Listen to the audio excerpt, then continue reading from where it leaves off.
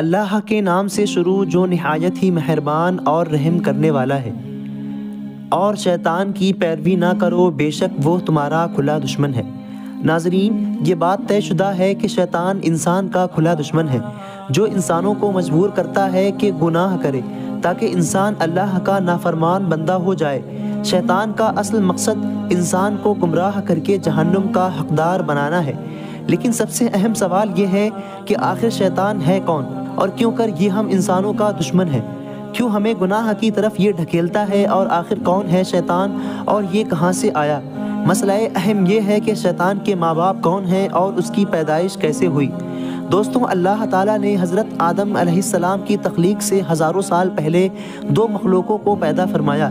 نوری وہ مخلوق تھی جو اللہ کے مقرر فرشتے تھے اور جنہیں اللہ نے نور سے پیدا فرمایا تھا، جبکہ ناری وہ مخلوق تھی جسے اللہ نے آگ سے پیدا فرمایا، جسے ہم اور آپ جنات یا شیطان وغیرہ کہتے ہیں۔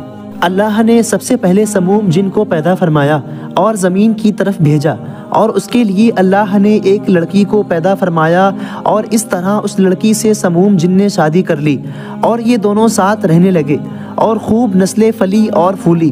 شروع میں یہ جنات اللہ تعالیٰ کے فرما بردار رہے اور اپنا زیادہ تر وقت اللہ کی بارگاہ میں گزارتے تھے، لیکن جیسے جیسے ان کی نسل میں اضافہ ہوتا گیا ویسے ویسے ان میں شرکشی بڑھتی گئی اور ان میں اور شرکس بچے پیدا ہوتے گئے۔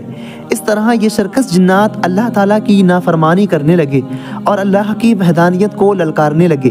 اسی نسل میں دو جنات ایسے تھے جو نہایت ہی طاقتور تھے، ان کا خوف پورے قبیلے میں تھا۔ ان میں سے ایک کا نام چلیپا تھا اور دوسری اس کی بیوی کہ جس کا نام تبلیس تھا۔ چلیپا جن کی شکل و صورت ببر شیر کی طرح تھی اور تبلیس کی شکل و صورت بھیڑ جیسی تھی۔ چلیپا اور تبلیس کے ملاؤ سے ایک بچہ پیدا ہوا کہ جس کا نام عزازیل تھا۔ ان دنوں پیدا ہونے والا یہ بچہ عزازیل نہایت ہی قد آور تھا۔ کچھ عرصہ گزرنے کے بعد اللہ نے ان شرکس لوگوں کی طرف اپنے فرشتوں کا ہجوم بھیجا کہ وہ انہیں سمجھائیں اور خدا کو نہ للکاریں۔ یہ پیغام جب فرشتوں نے اس قوم کی طرف پہنچایا تو وہ بھڑک گئے اور جنگ کرنے کا ارادہ کر بیٹھے، یہاں تک کہ یہ خوب لڑے اور اللہ تعالیٰ کی قدرت سے فرشتے ان لوگوں پر غالب آ گئے۔ اس جنگ میں قتل ہونے والے لوگوں میں سے عزازیل شیطان کے ماں باپ بھی قتل ہوئے اور عزازیل کو قیدی بنا لیا گیا اور فرشتے آسمانوں کی طرف لے گئے۔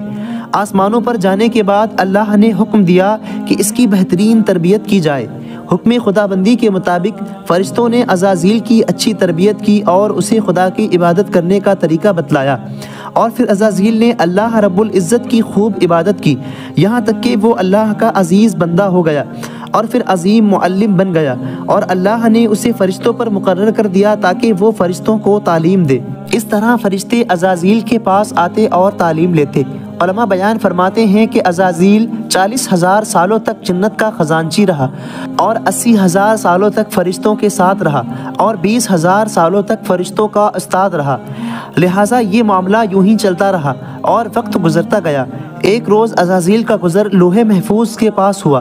اس نے دیکھا کہ لوح محفوظ پر لکھا تھا کہ میں شیطان مردود سے اللہ کی پناہ مانگتا ہوں۔ اس کے بعد عزازیل نے اللہ کی بارگاہ میں عرض کی، مولا یہ شیطان کون ہے جس سے تیری پناہ مانگی جا رہی ہے؟ اس پر اللہ نے کہا کہ ایک ایسا بندہ ہے جو میری ہزاروں سال عبادت کرے گا اور پھر ایک دن میرا نافرمان ہو جائے گا اور وہ بندہ شیطان ہو جائے گا۔ ایک دن عزازیل نے کہا، مولا میں شیطان سے ملنا چاہتا ہوں۔ اس پر اللہ نے فرمایا، تم جلد ہی اس سے ملو گے، بے شک میرا پروردگار جانتا ہے کہ کیا ہونے والا ہے، اور اللہ جانتا تھا کہ یہی وہ میرا نافرمان ہو جائے گا۔